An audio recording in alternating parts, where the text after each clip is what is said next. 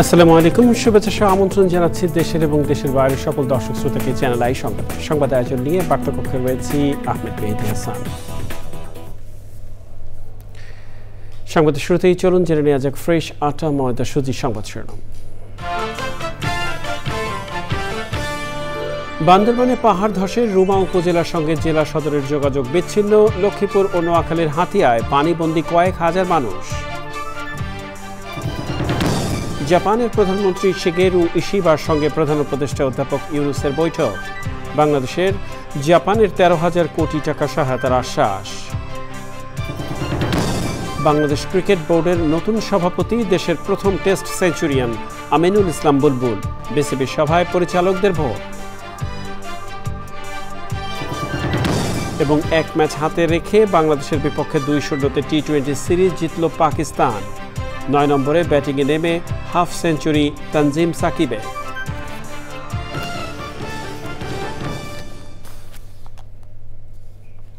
সংবাদ শিরোনামগুলো জানাচ্ছিলাম। প্রিয় দর্শক, এখনকার সংবাদ আয়োজন একই সঙ্গে চ্যানেল আইয়ের ইউটিউব চ্যানেলে এবং চ্যানেল আইয়ের ওটিটি প্ল্যাটফর্ম আই স্ক্রিনে লাইভ স্ট্রিমিং হচ্ছে। যাওয়া যাক বিস্তারিত সংবাদে। নিম্নচাপের প্রভাবে দুদিনের টানা বৃষ্টিতে বিপর্যস্ত দেশের উপকূলীয় এবং পার্বত্য অঞ্চল। বান্দরবানে পাহাড় ধসে রুমা উপজেলার সঙ্গে জেলা সদরের সড়ক যোগাযোগ বিচ্ছিন্ন হয়ে গেছে। খাগড়াছড়িতে চেঙ্গি ও মাইনি নদীর পানি বাড়ায় পাহাড় ধসের ঝুঁকিতে রয়েছে শতাধিক পরিবার। লক্ষ্মীপুরে অর্ধশত গ্রাম প্লাবিত হয়েছে। নোয়াখালীর হাতিয়া সহ উপকূলীয় অঞ্চলের নিচু এলাকা তলিয়ে গেছে। পানিবন্দী কয়েক হাজার মানুষ। প্রতিনিধিদের পাঠানো তথ্য ও ভিডিও চিত্রে সৈয়দ মাদিহ অদিতের রিপোর্ট। নিম্নচাপের প্রভাবে দেশের পার্বত্য চট্টগ্রাম ও দক্ষিণাঞ্চলে ভারী বৃষ্টি হচ্ছে। দুদিনের টানা বৃষ্টিতে প্লাবিত হয়েছে নিম্নাঞ্চল। দুর্ভোগে পড়েছেন স্থানীয়রা। বান্দরবানে ভারী বৃষ্টিতে পাহাড় ধসে রুমা উপজেলার সঙ্গে জেলা সদরের সড়ক যোগাযোগ বিচ্ছিন্ন হয়ে পড়েছে। সাঙ্গু ও মাতামুহুরী নদীর পানি বাড়ায় এবং পাহাড় ধসের আশঙ্কায় জেলা শহর ও 7টি উপজেলায় 220টি আশ্রয়কেন্দ্র খোলা হয়েছে।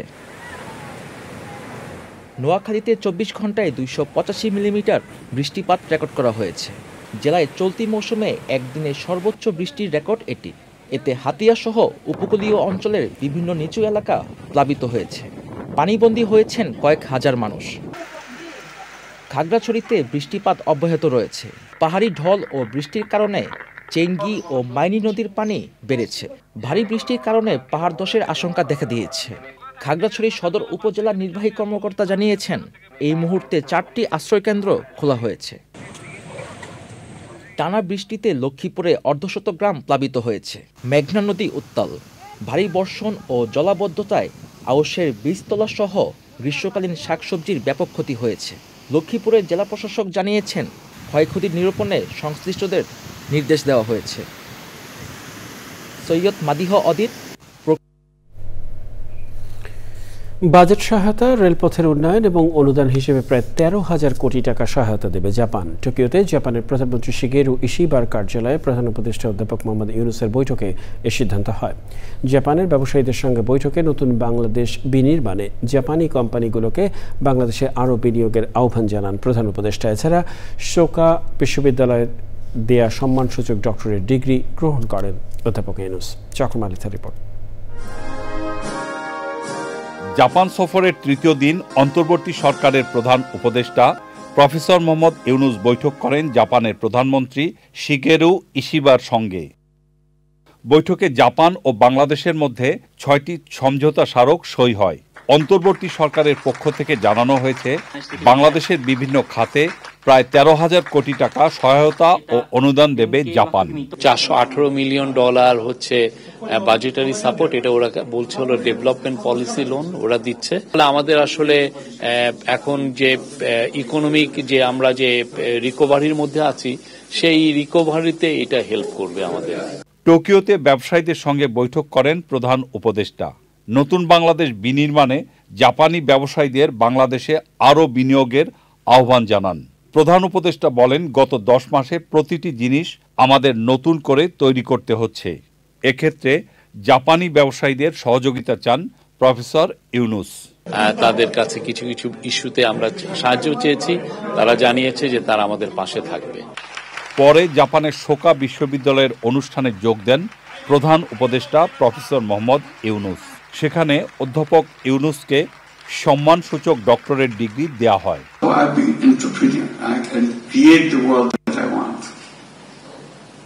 So these are the 3 zeros. On top of it, another idea came and attached to it.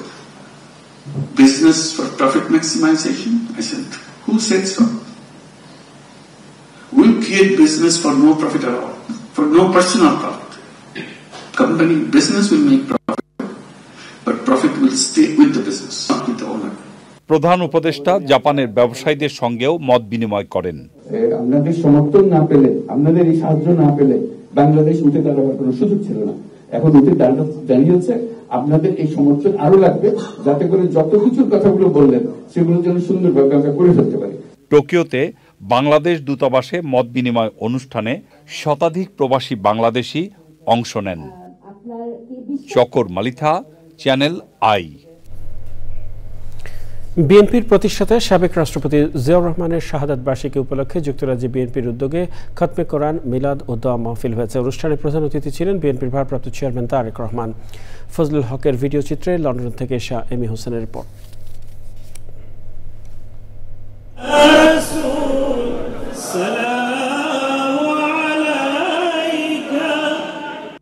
যুক্তরাজ্য জাতীয়তাবাদী দল বিএনপি আয়োজিত শহীদ প্রেসিডেন্ট জিয়াউর রহমানের ৪৪তম শাহাদত বার্ষিকী উপলক্ষে মিলাদ ও দোয়া মাহফিলের আয়োজন করে পূর্ব লন্ডনের একটি স্থানীয় হলে। উক্ত অনুষ্ঠানে প্রধান অতিথি হিসেবে উপস্থিত ছিলেন বিএনপির ভারপ্রাপ্ত চেয়ারম্যান তারেক রহমান।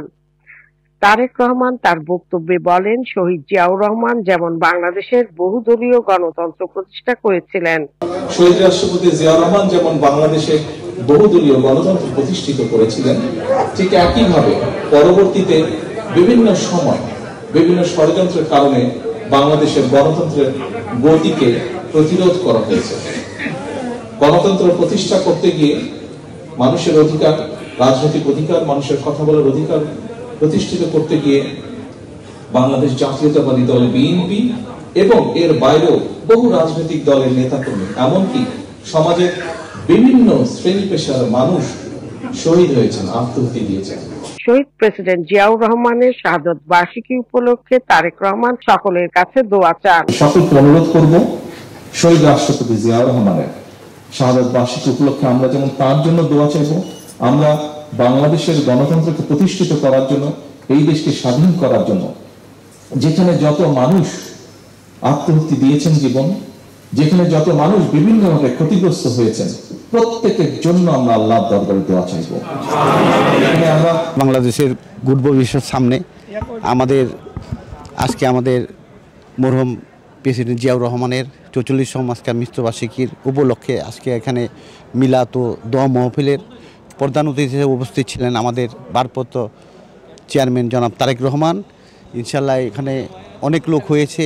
আমাদের জিয়াউর রহমান তো জানেন যে আমাদের প্রেসিডেন্ট জিয়াউর রহমানকে। মিলাদ মাহফিলে বিএনপির নেতাকর্মীদের উদ্দেশ্যে তারেক রহমান জুলাই আগস্টের কথা তুলে ধরেন। পরিশেষে তিনি মিলাদ মাহফিলে শহীদ প্রেসিডেন্ট জিয়াউর রহমান সহ জুলাই আগস্টে শাহাদত বরণকারীদের স্মরণে দোয়া ও মিলাদ মাহফিলে মোনাজাতে অংশ নেন। শাহ এমি হোসেন, চ্যানেল আই, লন্ডন। দুদিনের টানটান উত্তেজনার পর বাংলাদেশ ক্রিকেট বোর্ড বিসিবির ১৬তম সভাপতি হলেন বাংলাদেশের সাবেক অধিনায়ক ও প্রথম টেস্ট সেঞ্চুরিয়ান আমিনুল ইসলাম বুলবুল। এছাড়াও সিরিয়া সহ সভাপতি নাজমুল আবেদিন ফাহিম ও সহসভাপতি হয়েছেন ফাহিম সিনহা। বৃহস্পতিবার জাতীয় ক্রীড়া পরিষদ বাংলাদেশ ক্রিকেট বোর্ডে তাদের মনোনীত কাউন্সিলরদের পদ থেকে সভাপতি ফারুক আহমেদের নাম বাতিল করলে জরুরি বোর্ড সভায় বিসিবির নতুন সভাপতি নির্বাচিত হন। কর্মক্ষেত্রে বিশেষ অবদানের জন্য জয়ী অ্যাওয়ার্ডে ভূষিত হলেন অভিনেত্রী আনোয়ারা বেগম, কণ্ঠশিল্পী রফিকুল আলম ও রন্ধনশিল্পী কেকা ফেরদৌসী। বিশ্ব সাহিত্য কেন্দ্রে এ আয়োজন করে পদ্মা উদ্যোক্তা ফাউন্ডেশন। সুলতানা হিমুর রিপোর্ট। নিজ নিজ ক্ষেত্রে সফল ব্যক্তিদের সম্মান জানাতে অনুষ্ঠিত হল দিয়ামণি কমিউনিকেশন পদ্মা উদ্যোক্তা ফাউন্ডেশন জয়ী অ্যাওয়ার্ড 2025। শুক্রবার বিশ্ব সাহিত্য কেন্দ্রে এই অনুষ্ঠানে আজীবন সম্মাননা দেয়া হয় প্রখ্যাত অভিনেত্রী আনোয়ারা বেগম, কণ্ঠশিল্পী রফিকুল আলম এবং বিশিষ্ট রন্ধনশিল্পী কেকা ফেরদৌসীকে। শিল্পী আর যন্ত্রশিল্পী যারা আছেন তারা এইভাবে স্বীকৃতি পেলে আমরা শুধু আমরা নই, আমাদের পরবর্তী প্রজন্মের মানুষরা অনুপ্রাণিত হবে। এই সংগঠনের জন্য দোয়া করছি যেন আরো বড় বড় কাজ করতে পারে এবং বাংলাদেশের বিভিন্ন অঞ্চলের উদ্যোক্তাদের আজকে যে পুরস্কার দিয়েছে এটা আমার খুব ভালো লাগে। আয়োজনে বিনোদন সাংবাদিকতায় পুরস্কার পান মাকসুদুল হক ইমু, গীতিকার হিসেবে জনি হক, চলচ্চিত্র পরিচালক দেবাশিস বিশ্বাস, চলচ্চিত্র অভিনেতা ডিএ তায়েব সহ আরো অনেকেই। আয়োজনের ধারাবাহিকতা চলবে বলে জানান আয়োজকরা। আমার জন্য সবসময় দোয়া করবেন, তাকে যাতে আল্লাহ জান্নাতবাসী করেন এবং আমার পদ্মা উদ্যোক্তা ফাউন্ডেশনের পাশে সবসময় থাকবেন আপনারা উদ্যোক্তারা। সারা দেশে বিভিন্ন জেলায় মেধাবী উদ্যোক্তাদের নিয়ে আরও কাজ করা হবে বলে জানায় পদ্মা উদ্যোক্তা foundation. Sultana Himu, channel I, Dhaka. এ পর্যায়ে কনকা ফ্রিজ কোরবানির হাটের খবর।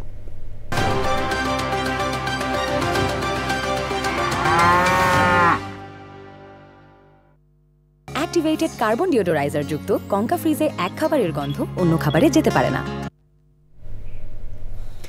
রাজধানীর হাটগুলোতে কোরবানির পশু আসতে শুরু করেছে। একই সঙ্গে হাট শুরুর প্রস্তুতি চলছে।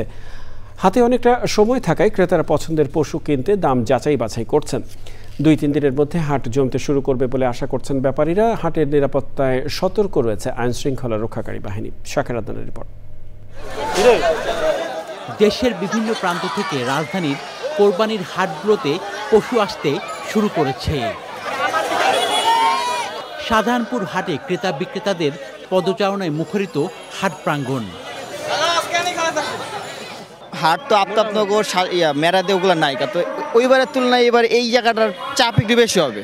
দাম একটু বেশি লাগতেছে, কারণ এরা আজকে মনে হয় গরু ছাড়বে না। তারা সারাদিন বৃষ্টি ছিল, এখন আসছি আমি ছোট একটা লাল গরু কিনতে চাই। 12 দিন আইছি আমরা, আর 2 দিন পরে থাই আর জমবো। কেউ কেউ পছন্দের পশু কিনে বাড়ি ফিরেছেন। দাম 13 চেয়েছিল, আমি 10 দিয়ে কিনলাম, তবে আমার মনে হয় এই ছাগল আরেকটু দাম কম হলে ভালো হতো। ধোলাইখালের সাদেক হোসেন খোকা মাঠ ও আশপাশে হাট শুরুর প্রস্তুতি চলছে। হাট কর্তৃপক্ষ বলছে ক্রেতা বিক্রেতার নিরাপত্তায় পর্যাপ্ত ব্যবস্থা নেওয়া হয়েছে। আপনাদের পূর্বের যে সমস্ত ফ্যাসিলিটিস দেওয়া হতো আমরাও সেভাবে আপনাদেরকে এর চেয়ে বেশি আমরা দেওয়ার চেষ্টা করব ইনশাল্লাহ।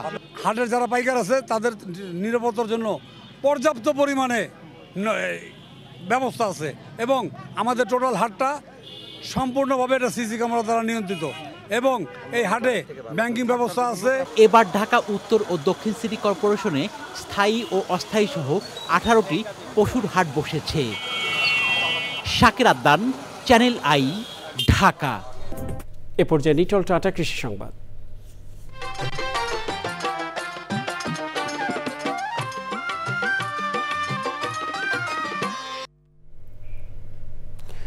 নাটোরে আম চাষের ল্যান্ডস্কেপে প্রতি বছরই সংযোজিত হচ্ছে নতুন জাতের আম। অনুকূল আবহাওয়ায় চলতি বছর আমের ফলন ভালো হয়েছে। কৃষি বিভাগ বলছে জেলায় এবার 350 কোটি টাকার আম উৎপাদন হয়েছে। নাটোর থেকে রেজাউল করিম রেজার তথ্যচিত্রে আল মুকসিদের রিপোর্ট। গত 15ই মে থেকে নাটোরের বাজারে আসতে শুরু করেছে বিভিন্ন জাতের আম। অনুকূল আবহাওয়ায় এবার আমের ফলন ভালো হয়েছে। এদিকে আম চাষ লাভজনক করে তুলতে নতুন জাতের 67 প্রকারের আম চারা সরবরাহ করছে নাটোরের হর্টিকালচার বিভাগ। আবহাওয়া ভালো থাকা এবার পর্যাপ্ত পরিমাণ আম ধরেছে। ছাদের নিবিড় পর্যবেক্ষণে আমরা সারাক্ষণ আমের পরিচর্যা করছি। নতুন জাতের আম চাষে উদ্বুদ্ধ হচ্ছেন চাষিরা।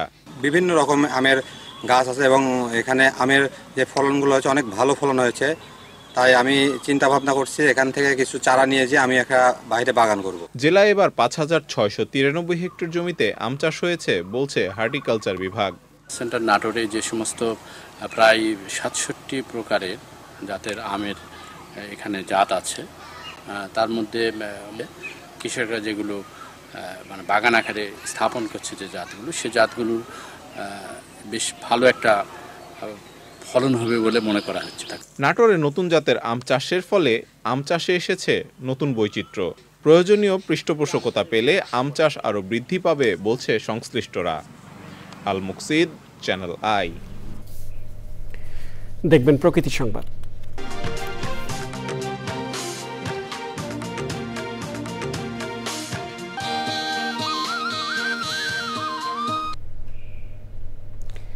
পরিবেশের ছাড়পত্র ছাড়াই সাভারে গাড়ির পরিত্যক্ত টায়ার ও রাবার জাতীয় বর্জ্য পুড়িয়ে তৈরি করা হচ্ছে জ্বালানি তেল।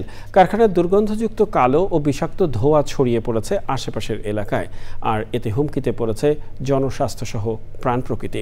স্থানীয়দের অভিযোগ, প্রশাসনের যোগসাজশেই চলছে এসব কারখানা। জাকির হোসেনের তথ্য ও ভিডিওচিত্রে সঞ্জিদা স্নিগ্ধার রিপোর্ট।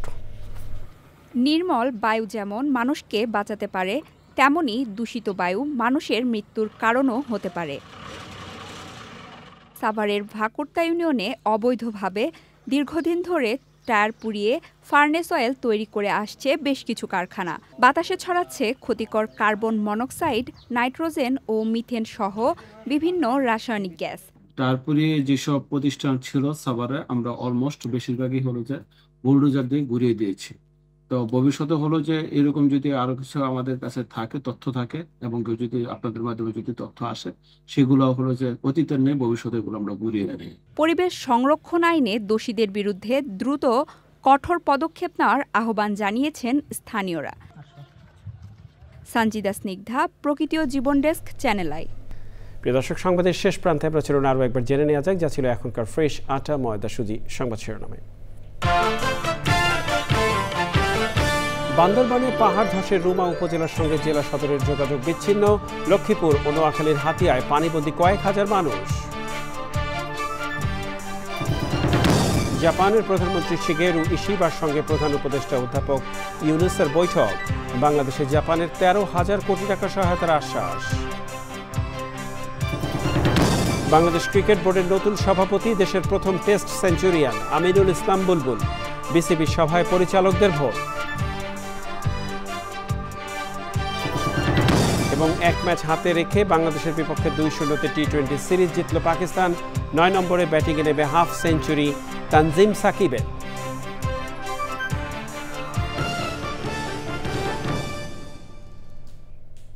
শেষ করছি এখনকার সংবাদ আয়োজন। ধন্যবাদ সবাইকে এতক্ষণ আমাদের সাথে থাকার জন্য।